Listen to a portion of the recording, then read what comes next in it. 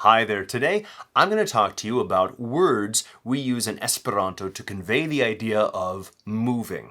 But first I want to wish a happy belated birthday to Nicolas Viau, who was the vice president of the planning committee for the World Esperanto Congress last summer in Montreal.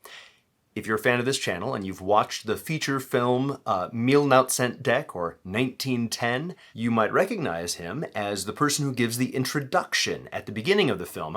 Here's Signor Roman, let's welcome him out here. That's him. And I just found out that Nicola and I, we have the same birthday. I'm not the only Esperanto speaker with a March 8th birthday. How about that? Any other March 8th folks out there? Or at least someone with the same zodiac sign, other Pisces?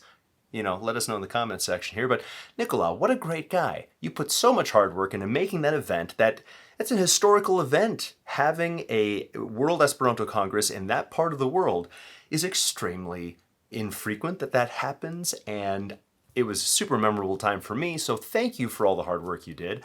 I'm glad you got to be a part of that film, too, so that other people get to see you and remember, oh yeah, that was the guy who was the vice president of that whole committee there. And I think I'm not alone in appreciating your hard work. Sorry if I start tearing up a bit. It's just, these are really moving words.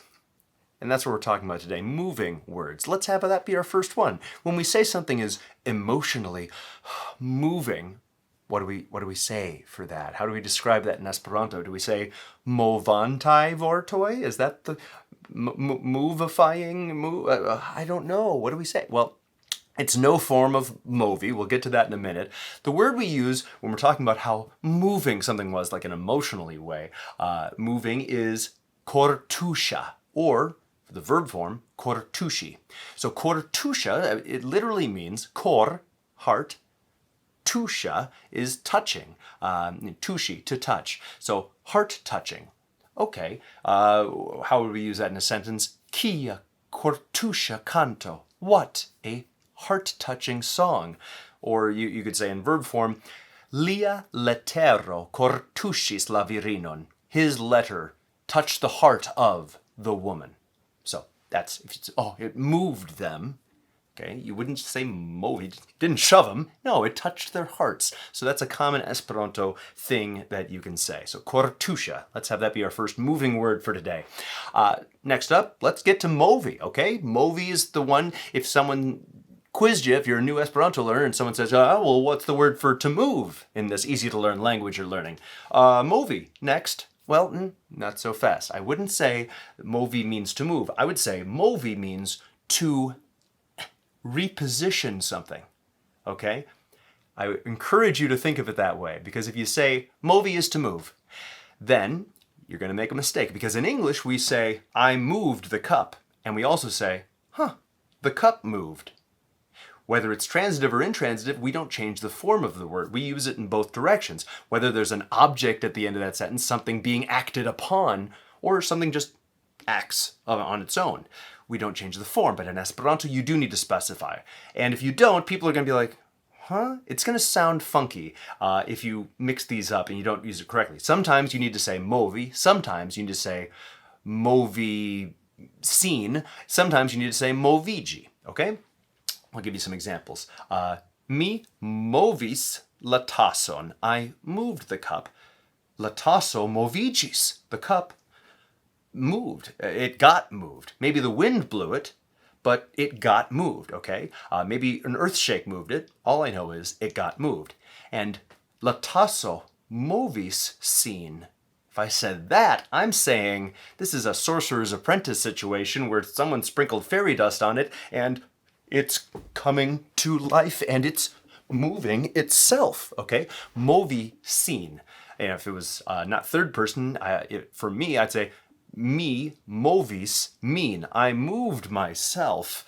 Vi movis vin. You moved yourself. So that changes depending on who's being talked about. But you would say la ŝipo movas sin per vaporo. The ship moves itself by way of vapor or steam. Oh, that's how a steamboat works. It moves itself that way, okay? So you need to say what or whom is being moved, okay?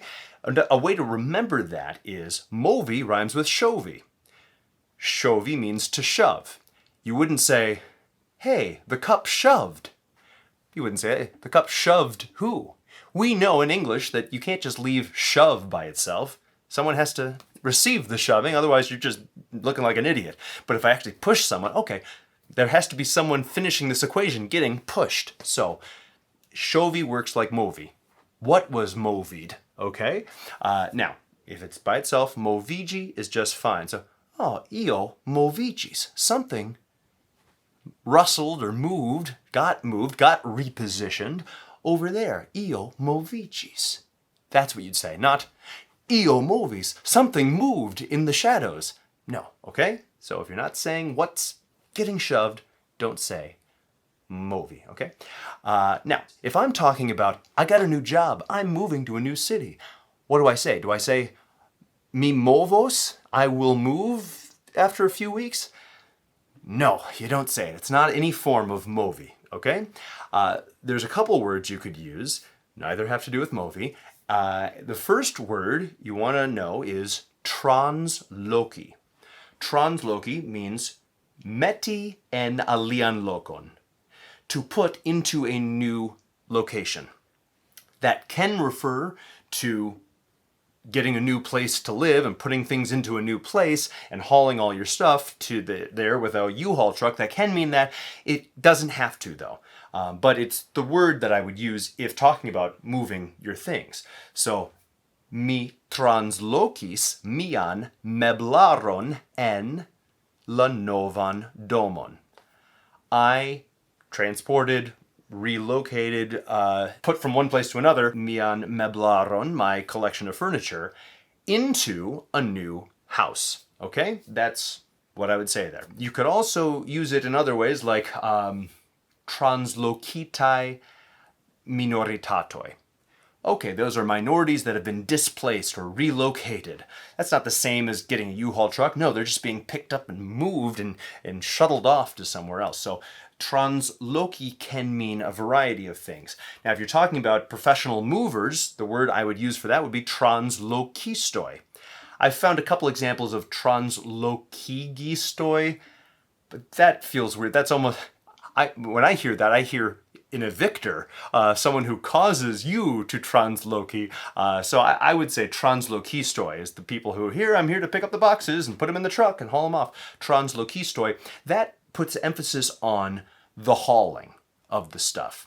Whereas if you want to talk more about just the fact that you're going to be finding a new place and that you're excited to move from one place into a new home, then the word you'd use, and the word that doesn't refer to the boxes getting translokiģitai, the boxes getting shuffled around, but the person moving, the word I'd use there is transloĝiĝi, which is to leave one domicile, one place of lodging. Logi is to lodge, to live in that sense, not breathing to live like vivi, but logi, to live like that's the place where I live. So trans means to go from one to another, okay? So transloĝiĝi. That's the word I would say is, the clearest to say that I, the human being, am finding new lodging and moving into it. Note this, in English, we often say, I'm moving to Atlanta, I'm moving into a good part of the city, I'm moving to a new house, I'm moving into a new place. We interchangeably will say into or to, right?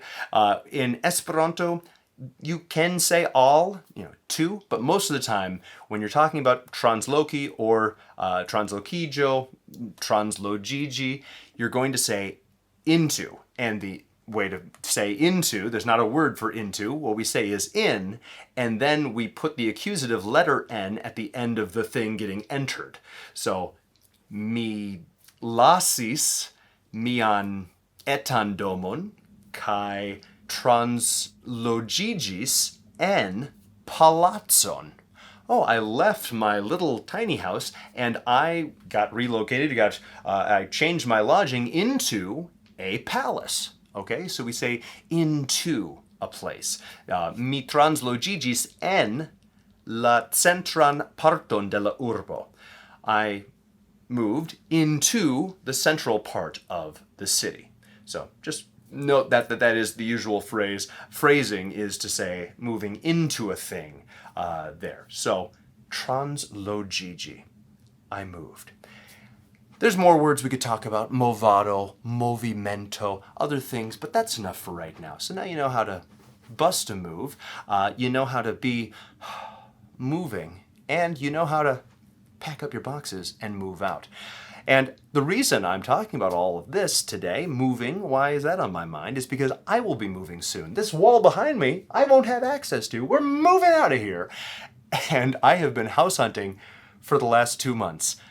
I have spent so much time on Zillow, it's insane. I just sent in an application for a place and we're waiting to hear back. I really want to thank everyone on Patreon because I mentioned the money I make on Patreon on my application saying, yes, I make enough money, please let me rent this new place. We're very excited because we're going to be moving back into Atlanta itself. We've been living on kind of the outskirts, but moving actually there, oh, that's going to be amazing. We'll be so much closer to things. It's been nice living more out in the country for the last 2 years, but man, it's going to be fun. And the place we're applying for is right near the airport, so I'm hoping to host a lot of Pasporta Servo people who come to Atlanta, which is a major hub airport, and I'd love to have a lot of people stay there. Very excited, but it's a stressful time. That's why I haven't made videos lately, is because, man, I have been working a ton of hours to prove I make money, and so I'm especially appreciative of you Patreon folks who, even though, yeah, he hasn't put out a video for a while, you've still been sending me some support, which has been lovely. So thank you, and I'm excited to see what this new place will lead to. So new things are on the horizon. Thank you guys so much for watching, and have a wonderful day. Patrons, thank you so much for your support in making these videos and for helping people explore Esperanto.